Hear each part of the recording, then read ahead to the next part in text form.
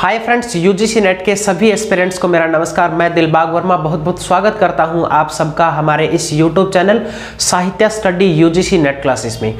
आज की इस वीडियो में हम कुछ 2-3 इम्पोर्टेंट चीज़ों के बारे में बात करेंगे।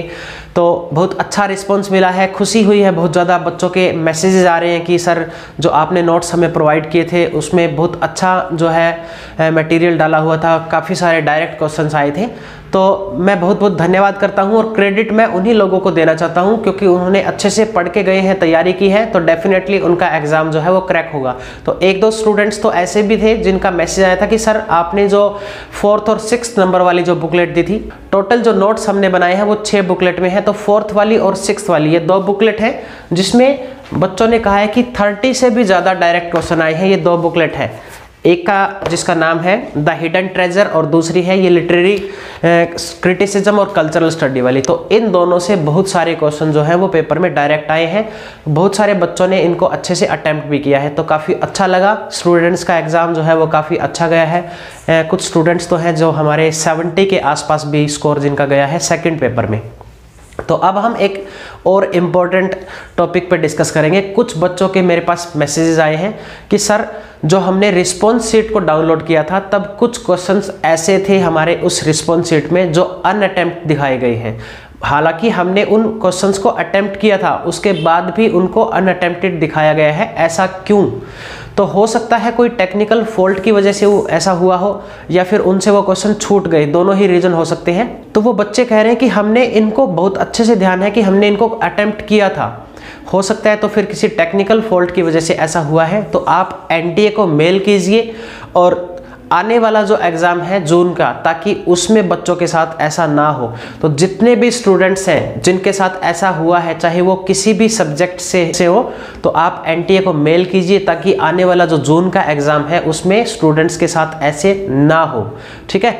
और अब हम एक टॉपिक पे और डिस्कस करेंगे जिसके लिए कुछ बच्चों के और मैसेज आ रहे हैं कि सर जो क्वेश्चन चैलेंज करने की डेट थी वो डेट चली गई है, अब हमारे पास टाइम नहीं है उनको चैलेंज करने का, बट हमारे कुछ डाउटफुल क्वेश्चंस हैं जो रह गए हैं। तो डियर स्टूडेंट्स, मैं आपको बता देना चाहता हूं कि हमारे जो खुद के स्टूडेंट्स हैं उनको भी कुछ क्वेश्चंस पे डाउट था, तो हमने खुद उनके क्वेश्चंस को चैलेंज किया है। तो मैं आपको बताना चाहता हूं कि हमने कौन कौन से क्वेश्चंस चैलेंज किए हैं, और चैलेंज किए जाने वाले जो क्वेश्चन अगर उनमें कुछ चेंजेस होता है तो सभी स्टूडेंट्स को उनका फ़ायदा मिलने वाला है। ऐसा नहीं है कि जिसने चैलेंज किया है सिर्फ उसी को फ़ायदा मिलेगा, ऐसा नहीं होता।